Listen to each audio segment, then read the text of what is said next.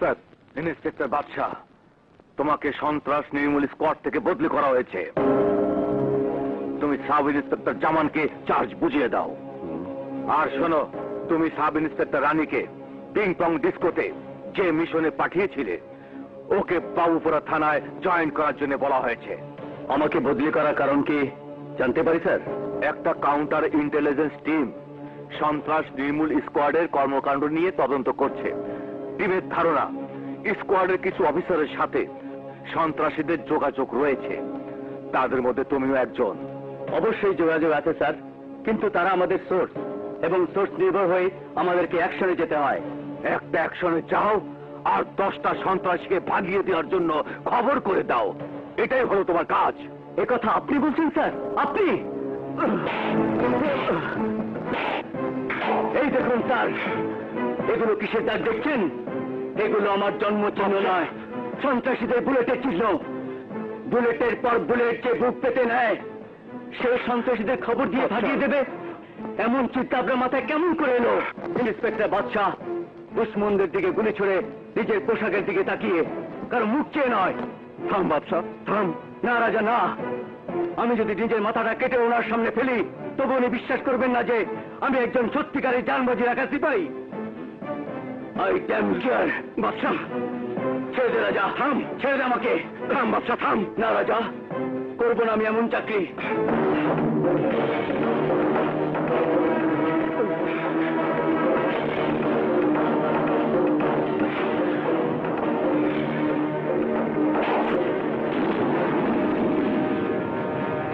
SP সাহেব, এই বাদশাহ সেই সাচ্চা সৈনিক যে এই পোশাক ছাড়াই দেশ ও জাতির জন্য জীবন দিতে পারে।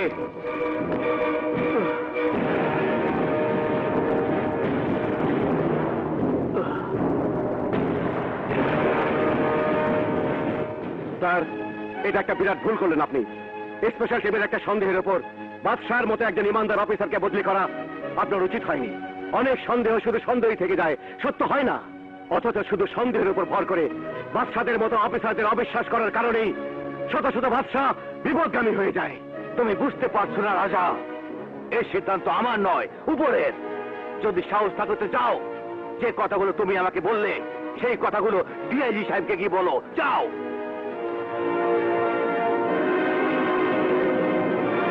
চুপ করো। একটা বেয়াদব অফিসার সম্পর্কে ওকালতি করতে এসেছো তুমি, যে তার সিনিয়র কর্মকর্তার সামনে নিজের পিস্তল বের ছুড়ে মারে। স্যার, আমার জানা মতে একজন ডিএসপি থেকে চাকরি শুরু করেছেন আপনি। লোকে বলে আপনি আন্ডারওয়ার্ল্ড এবং দুর্নীতিবাজ রাজনীতিবিদদের তোয়াজ করে পুলিশের বড় কর্মকর্তা হয়েছেন আপনি। ওই ইউ শাট আপ! তুমি কি ভুলে গেছো তুমি একজন ডিআইজির সামনে দাঁড়িয়ে কথা বলছো? মাফ করবেন স্যার, আমি ইচ্ছে করে আপনার আত্মসম্মানে ঘা দিয়ে কথা বলেছি। একটা সন্দেহের অজুহাত তুলে একজন সৎ ব্যক্তিকে অসৎ চিহ্নিত করে বাদশার মতো একজন জান বাজে রাখা অফিসারকে বদলি করা কি একজন বীর সৈনিকের আত্মসম্মানে আঘাত করা নয়? স্যার, একজন সৎ অফিসারকে সন্দেহ করে দুর্নীতিবাজের খাতায় ফেলা কি অন্যায় নয়? আমাদের দেশে কাউকে আত্মপক্ষ সমর্থনের সুযোগ না দিয়ে অন্যায়ভাবে বদলি করা কি অসাংবিধানিক নয়? স্যার, আমাদের সংবিধান বলে যোগ্যতার ভিত্তিতে কাজ, কাজের বিনিময়ে সম্মান। স্যার, বাদশাহ এমন একজন সাহসী অফিসার যে নিজের পোশাক নিজের রক্তে ভেজাবে, কিন্তু কলঙ্কের দাগ লাগতে দেবে না।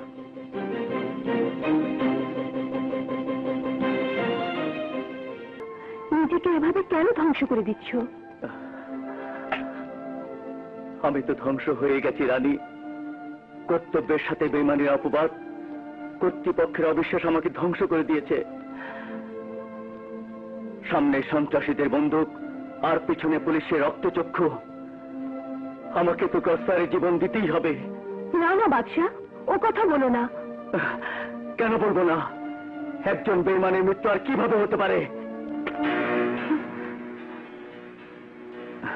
কি এটা? আমাকে গ্রেফতার করার ওয়ারেন্ট, নাকি একজন গাদ্দার পুলিশ অফিসারের বাড়ি সার্চ করার অর্ডার?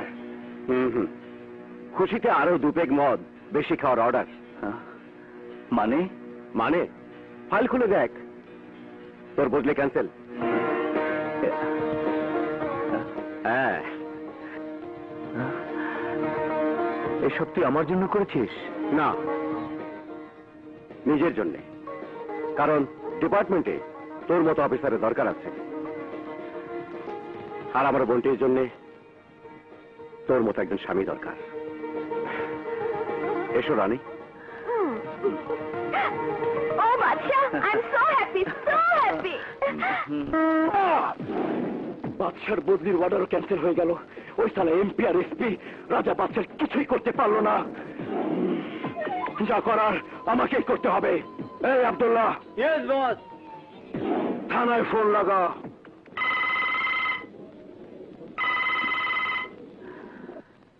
হ্যালো, ইন্সপেক্টর বাদশা বলছি। স্যার, আমি জামান বলছি। রাজা স্যার কোথায়? রাজা তো নেই। স্যার, আমি এইমাত্র খবর পেলাম জাফর পাঠান প্রচুর গোলাবারুদ নিয়ে পুরনো রেলওয়ে লোকইয়ার্ডে লুকিয়ে রেখেছে। আজ রাতের মধ্যেই দেশের বিভিন্ন জায়গায় পাচার করবে। আমি ফোর্স নিয়ে এক্ষুনি আসছি, তুমি ওখানে চলে এসো।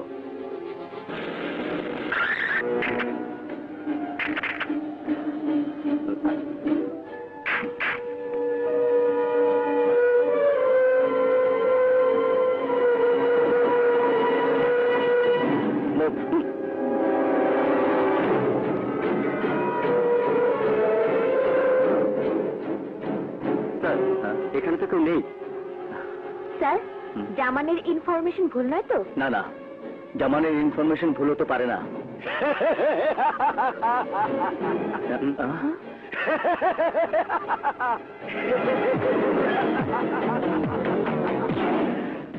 এটা তোদের ভুল।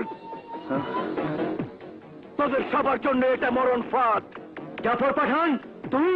হ্যাঁ, জাফর পাঠান। দেখ, চারিদিকে দেখ।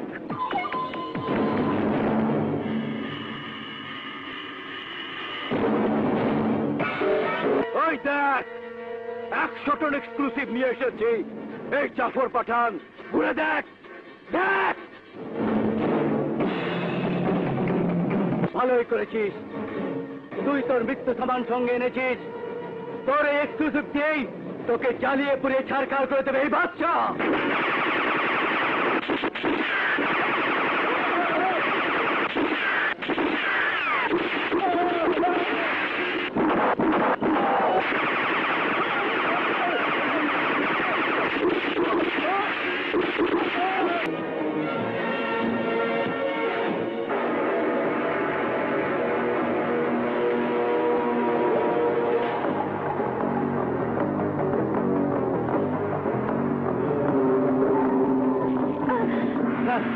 আমাদের অনেক লোক মারা গেছে, গোলা বারুদ শেষ। এখন পিছু হটে যাওয়া ছাড়া আর কোনো রাস্তা খোলা নেই। বন্ধুরা, পিছু হটে যাওয়া মানে কাপড়ের সে পরিচয় দেওয়া। এই তো সুযোগ পোশাকের মর্যাদা রক্ষা করার। ওকে স্যার, বুলেট কত আছে? Sir, last magazine. শোনো সাথীরা, আমাদের প্রথম টার্গেট জাফরের এক্সক্লুসিভ উড়িয়ে দেওয়া। আমি ওইদিকে এগিয়ে যাব, তোমরা আমাকে কভার দেবে। Any problem? No sir.